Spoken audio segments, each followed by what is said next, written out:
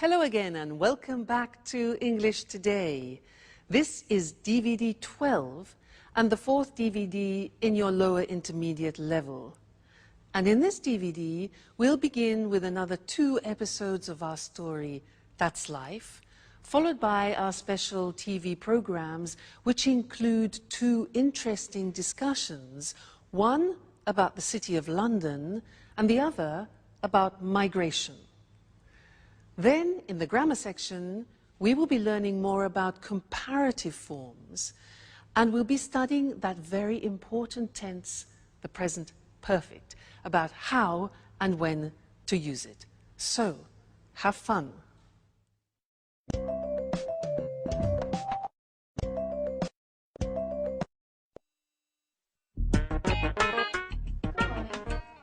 Thank you.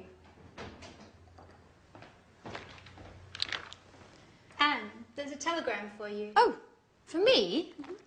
I wonder who it's from. Oh, it's from Italy.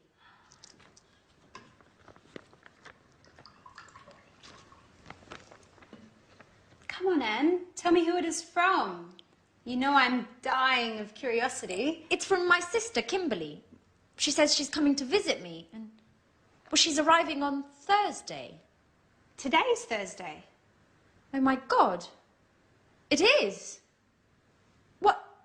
Oh, what? Now I have to tidy up and do the shopping, and the house needs a good cleaning as well. Oh. Slow down and calm down, Anne. We've got time.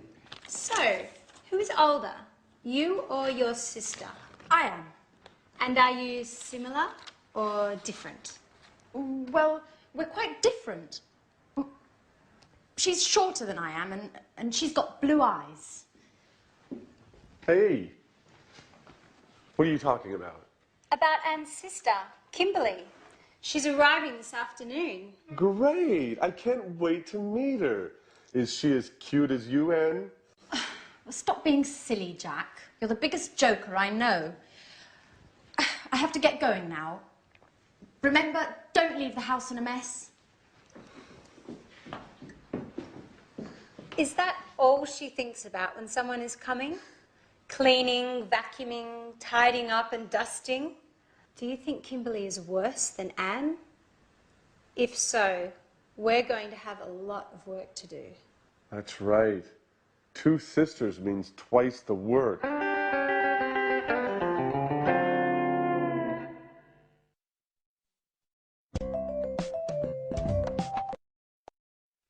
Hello again and welcome back for another English lesson on your live TV program. Now, in that episode which you just saw, we learned that Anne has a sister called Kimberly, and that Anne is older than Kimberly, and Kimberly is shorter than Anne. And Jack asked, is she as cute as Anne? Now, those were examples of different ways of using the comparative form, which is what I want to look at with you now. For example, look at this.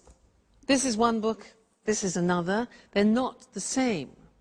So we say, this book is bigger than this. This book is smaller than this book. Okay, they're not the same. 2 more examples. We have 2 pens. This costs €20. This costs €7. So when we compare them, we can say this pen is more expensive than this pen, and this pen is less expensive than this pen, or this pen is cheaper. Remember adjectives with 1 syllable, cheaper than, but less expensive because it has a 3-syllable adjective.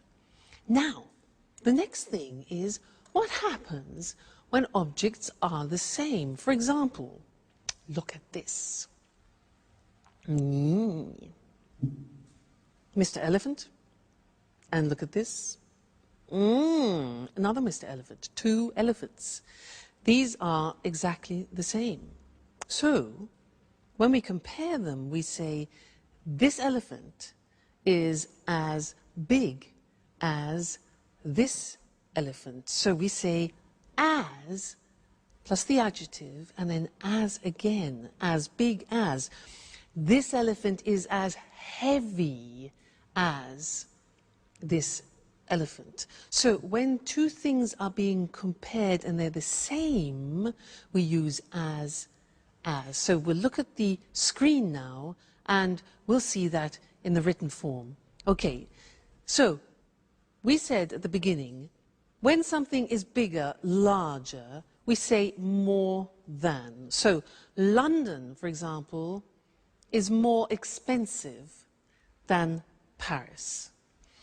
And when two things are the same size, like our elephants, we use as.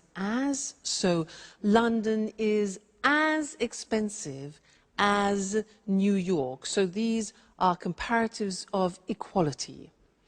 And then the other example was when one thing is smaller than the other. So Paris is less than London, less expensive than. Paris is less expensive than London. All right? So 3 different ways of using the comparatives. And you'll find that very useful when you're having conversations with your friends. So remember, when they're the same, he is as big as he. The 2 elephants. Great. So enjoy your learning, and I'll see you again very soon. Bye.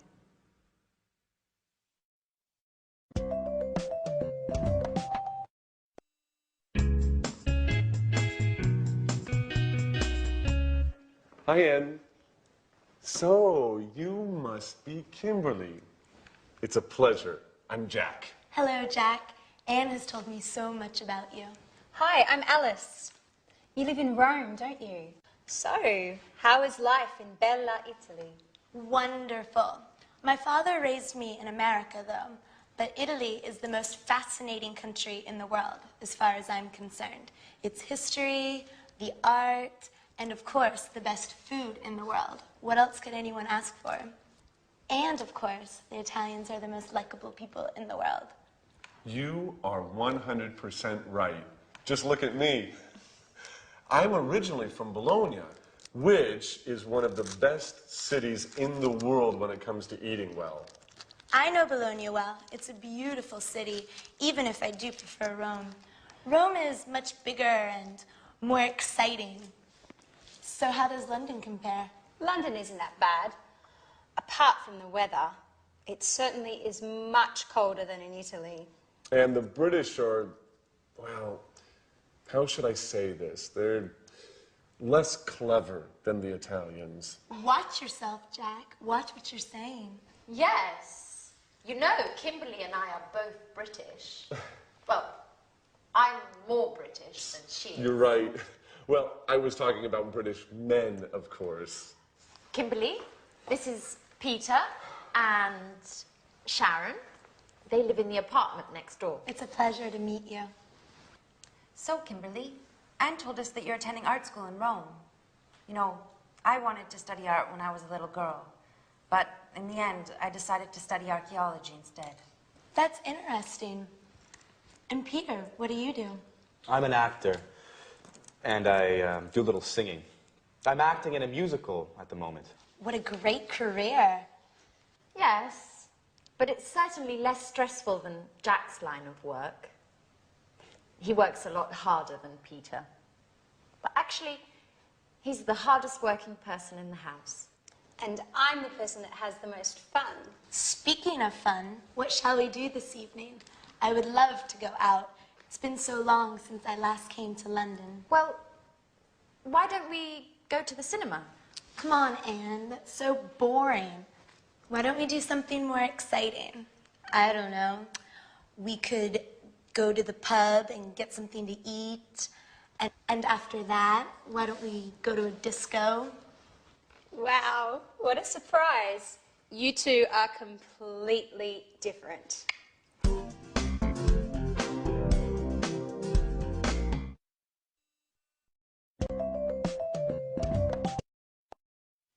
Hello again and welcome back.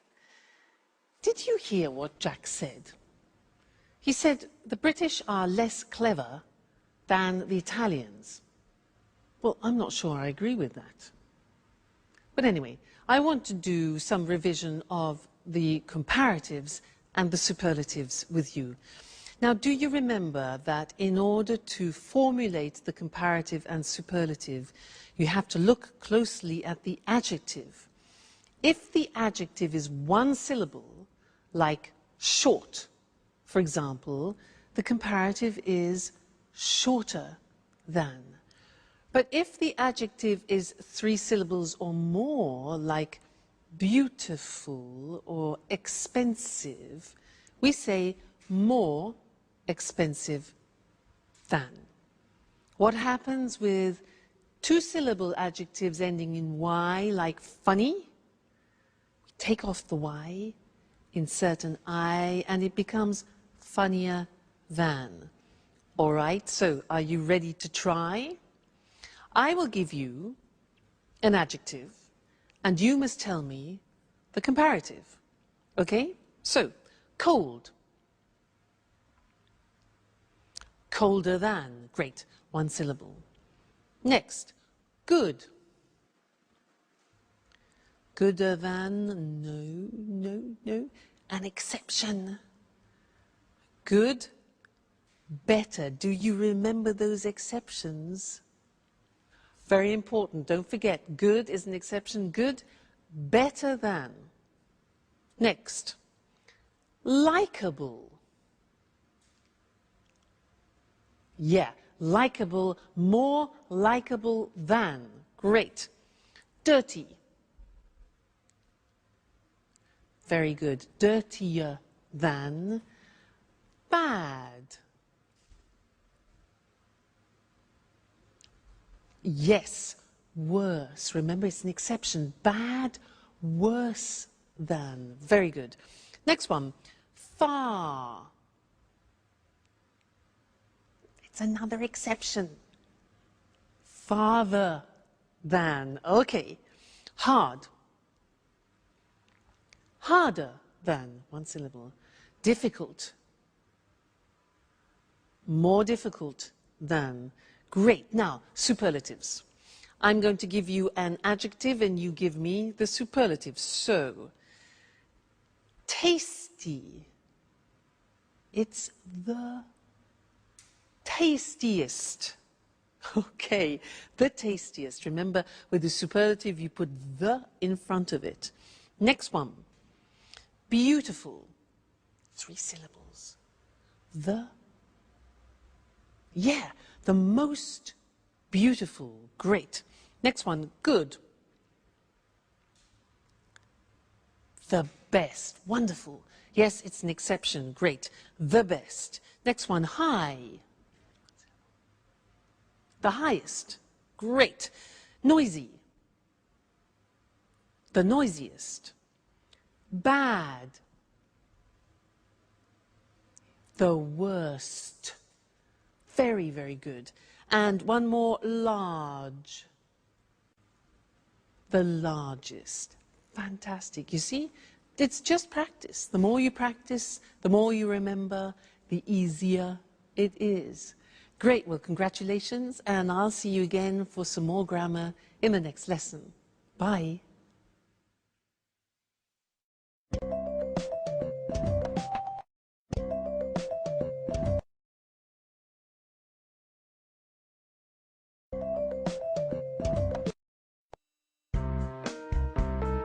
Have you finished yet?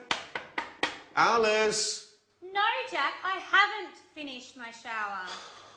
Could you ask Anne to come in here, please? She's just left. Come on, I'm pleading with you. Alice, I'm late. Okay, I've finished.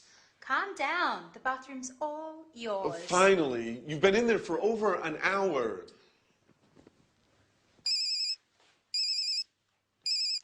Yes? Yes, this is Jack. No, I haven't seen John since yesterday. Why? Oh, the report. Yes. No, I haven't finished it yet.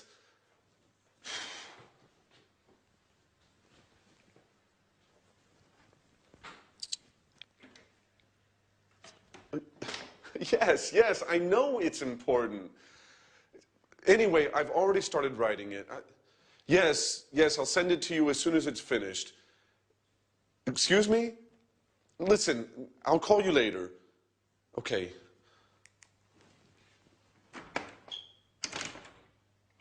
Alice, if you don't open this door, I'm going to knock it down. Actually, it's Kimberly. I've just come in. Is everything okay, Jack? Yes. No.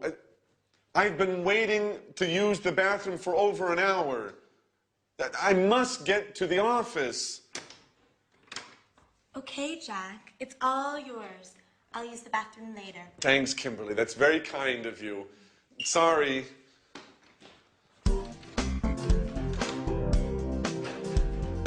Hey, Jack, have you seen my watch? I've probably left it in there. Oh. Here you go. Have you forgotten anything else? Ooh, we're rather nervous today, aren't we? Bye. I have to get going.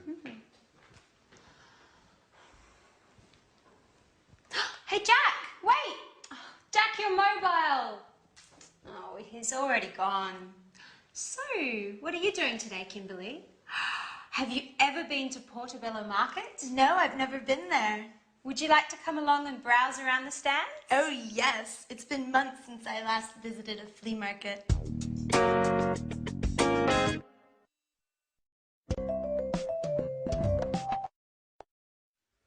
Well, Jack is becoming more and more Italian, don't you think?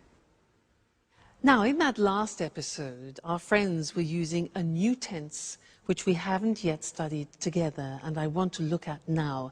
Let me give you some examples of what they said. Alice said, I haven't finished my shower. Jack said, she's just left. He also said, you've been in there for more than an hour. Alice asked, have you seen my watch? And then Alice also asked Kimberly, have you ever been to Portobello Market? And Kimberly said, no, I've never been there. Now, these are all examples of the present perfect tense, very important tense in English, which I want to look at with you now.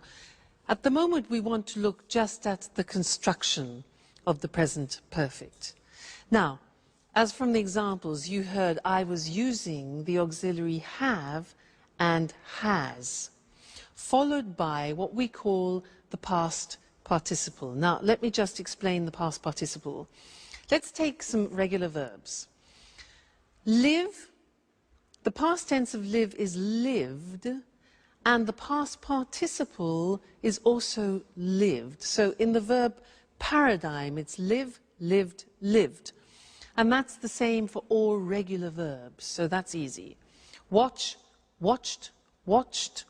Start, started, started. So the third column is our past participle. Now things change in the irregular verbs. Let's look at an example. Go. The past tense of go is went, and the past participle is gone. Go, went, gone. You see it changes. Another example, begin, past tense began, and then begun, the past participle. Fly, flew, flown, past participle. Now here, like the past tense, you have to memorize them by heart. That's the only way. So in the verb paradigm, you need the third column in order to construct the present perfect tense. Let's look at some positive sentences. I've paid.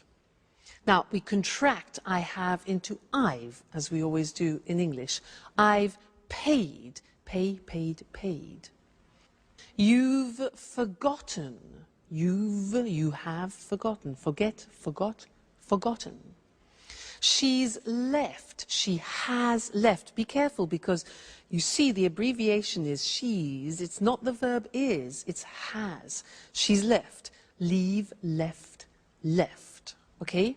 He's arrived. It's finished, contraction always. We've won, win, won, won.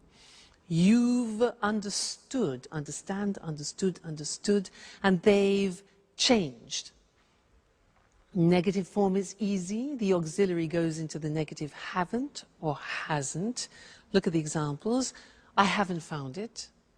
And he hasn't seen it. See, saw, seen, past participle, okay? Question form, you invert the auxiliary, the subject, as always. So, have you eaten? Eat, ate, eaten. And has she moved? Okay, so these are the examples of how you formulate the present perfect. Now, in the next lesson, we're going to look at when we use the present perfect, which is a little bit more tricky. But now let's go back and see what's happening to our friends. Jack arrives home and he's very tired. Let's go and join them. Bye.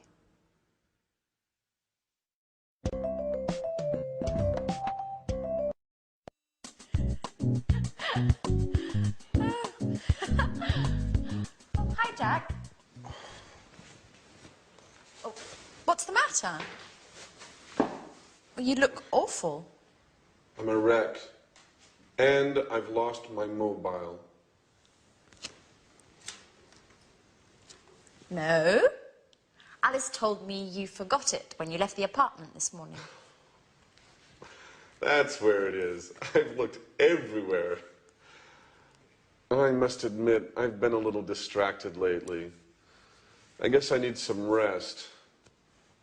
You know, I haven't had a holiday since they transferred me to London.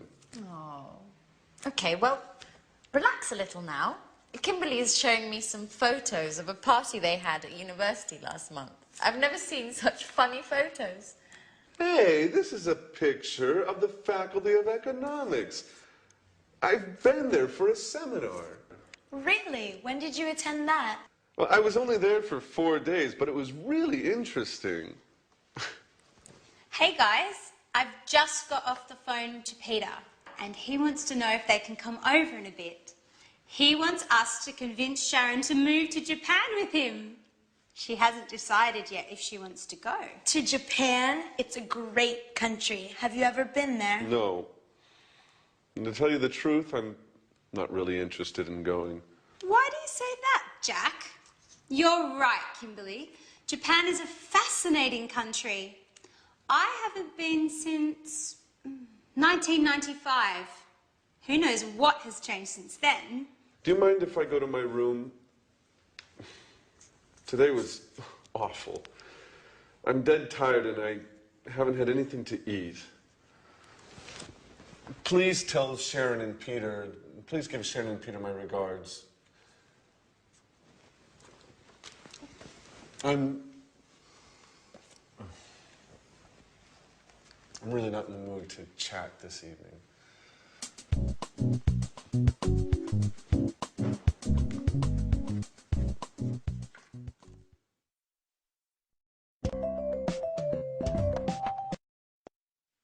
Jack, I haven't had anything to eat yet.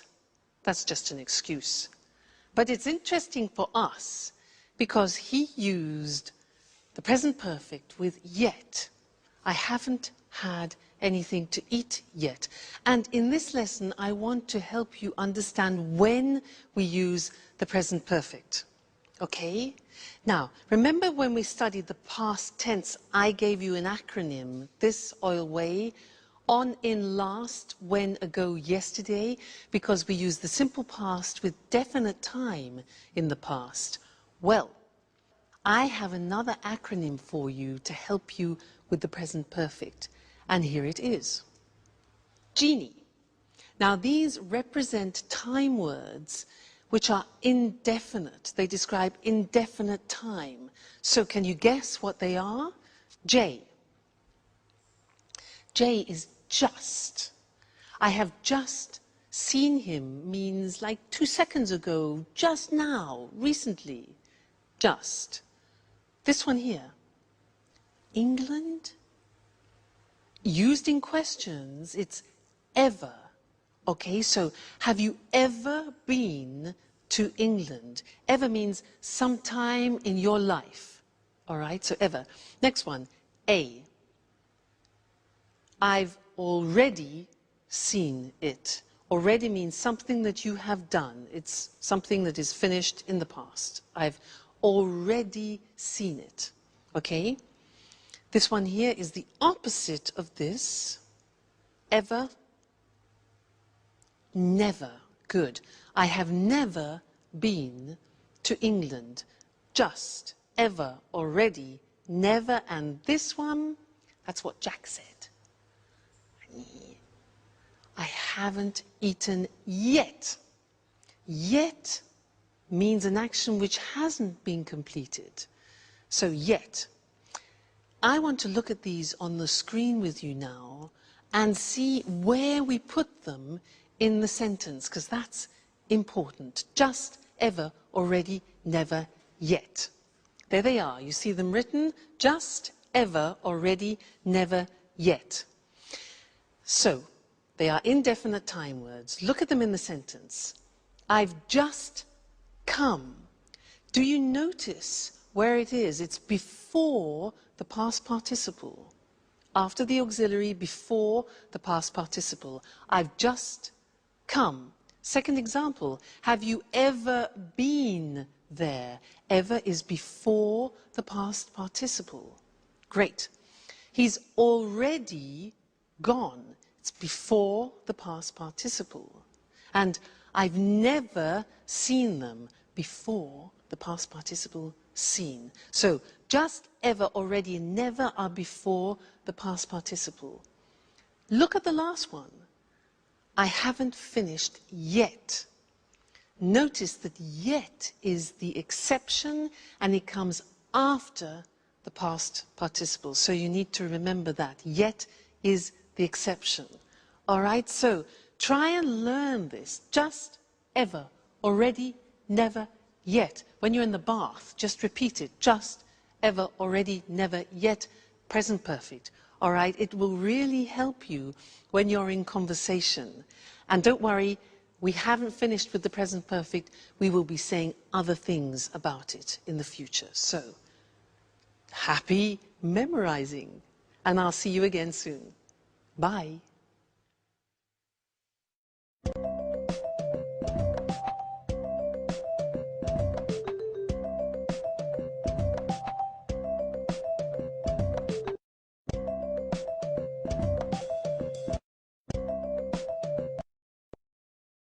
Hello, and welcome to this week's edition of Let's Talk, the discussion program with our commentators, Tom and Marie.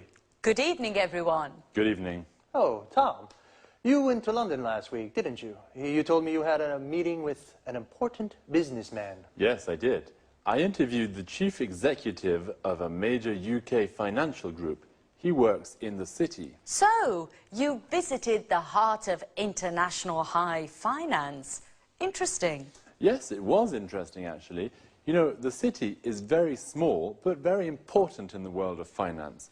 I mean, did you know that the City of London, that's its full name, is just 1 square mile, or 2.6 kilometers, and that only 7,000 people live there? Really? So few people? Yes, only 7,000 people live there, but more than 320,000 people a day commute into the city to work there. Wow, 1/3 of a million commuters every day.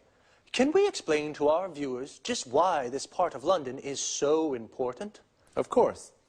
The city is a global financial centre with hundreds of banks, financial exchanges, insurance companies and investment companies. You know, there are more than 500 companies in the city. That's right.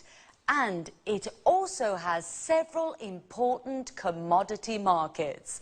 The city's the place to buy commodities such as oil, gold and silver. In the city, people carry out all kinds of financial transactions. They borrow money, save money, invest money, buy and sell commodities, buy and sell insurance for all kinds of things, from oil tankers to skyscrapers. Exactly, Marie. Together with Tokyo and New York, the city is one of the world's most important financial centers. It's situated between the time zones of Asia and America. In fact, offices in the city don't have just one clock, they have at least 4, with clocks showing the time for Tokyo, Zurich, and New York. So, the city's open for business 24 hours a day. Well, do only people from the world of finance work there? Oh, no. Lots of other highly skilled people work there. For example, many lawyers, accountants, and computer experts work there.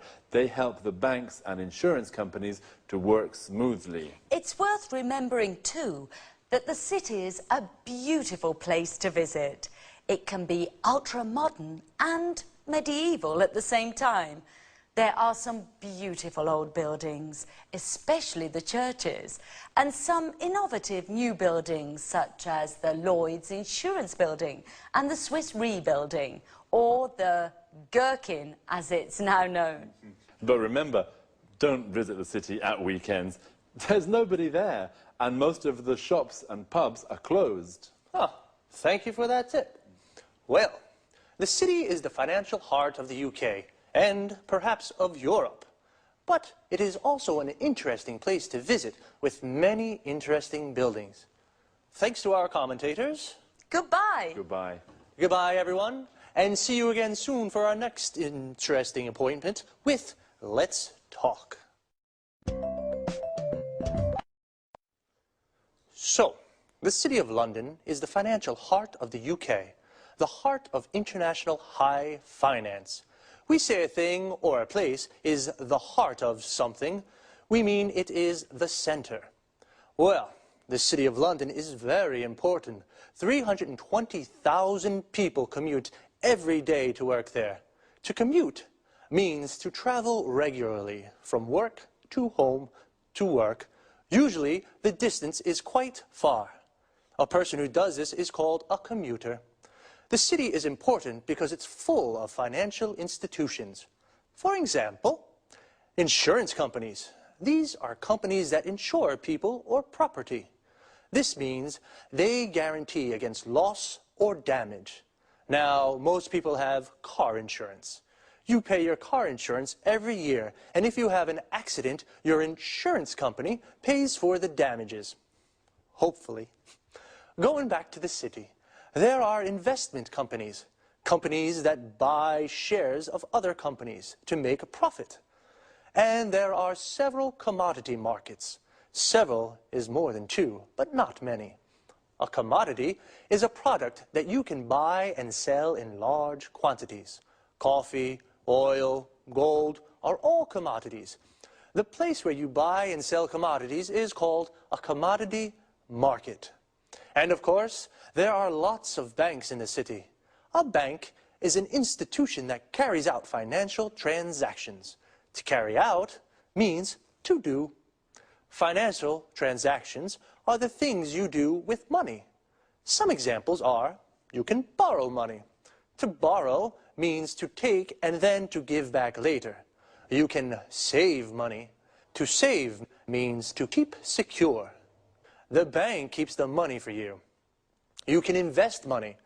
To invest means to buy something or put your money into a company to have a financial return. People invest money to make more money. See you again soon.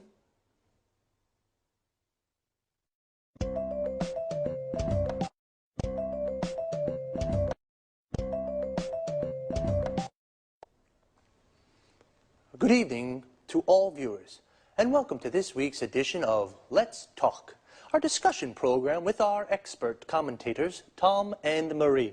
Good evening, Eric. Good evening. Well, according to the data from the latest European Conference on Migration, the number of migrants arriving in Europe has increased enormously over the last 5 years. EU politicians are divided on this issue. Some of them believe that migration is a bad thing and causes lots of problems. On the other hand, other politicians maintain that migrants contribute to the developing of the economy. Could I ask what you think about these issues? Well, in my opinion, Migrants don't help our economy. On the contrary, they take jobs from local people and push down pay rates for both unskilled and skilled workers. In fact, migrants are often paid less than the legal minimum wage. I'm afraid I don't agree with you, Marie. Many employers use immigration to plug labour shortages, for example, in agriculture. Farmers employ thousands of Eastern European workers to pick their crops, as they can't find local workers to do the work. Oh, that's true. In addition, there are low birth rates in most European countries, particularly in Spain and Italy. The economies of these countries need more workers, especially for difficult jobs that local people don't want to do. Exactly, and it's important to remember that migrant workers contribute to the economy because they pay taxes. Well, this only happens if migrant works legally. Unfortunately, many migrants come into Europe illegally. You're right, Eric. They come in illegally and they often form an underclass that doesn't have access to healthcare and education. That's why they sometimes get involved in criminal activities. I think some immigration is okay, especially if the immigrants are asylum seekers or refugees who can't return to their home countries. Apart from this, I think European governments should put a stop to immigration. How do you suggest they do this? Well, the EU should do more to help develop the economies of North and West Africa. This would help economic migrants, migrants who come to Europe to work, to stay at home, find a job and develop their local economies. Come on, Marie. Today, the world is a global village. People have always moved around the world. Don't forget, for example, the millions of Europeans who migrated to North America at the beginning of the last century. They experienced the same problems that the Africans are experiencing today. That's right, Tom. Migration is as old as the human race. People have always moved to where it is possible to make a living. Maybe we should get used to the ideas that our society is becoming more and more multiracial. Okay, this discussion has been very interesting, but unfortunately it is time to say goodbye to Tom and Marie. Goodbye, Eric. Goodbye. Goodbye. Goodbye, and see you again soon for our next installment of Let's Talk.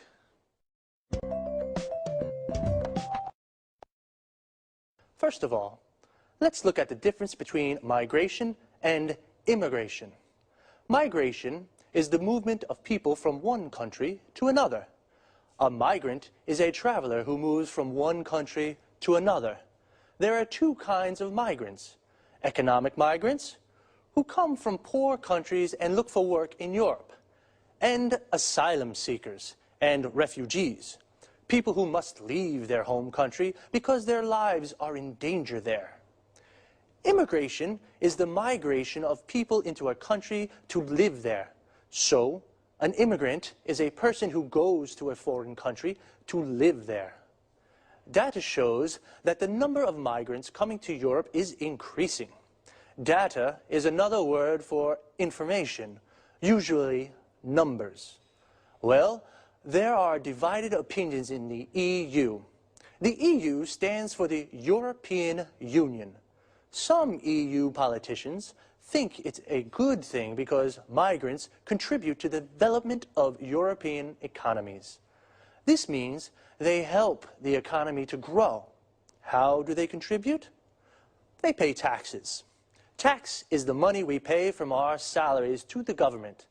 And employers, these are the people who give jobs to other people, use migrants to plug labor shortages. This means they give jobs to the migrants because there are no local people to do the work. Other EU politicians think immigration is a bad thing because migrants push down pay rates. This means they reduce the amount of money that people are paid. How do they push down pay rates? They are often paid less than the legal minimum wage. This is the lowest legal salary a person can receive. Some migrants work illegally. Illegally means against the law. Migrants who pay taxes work legally.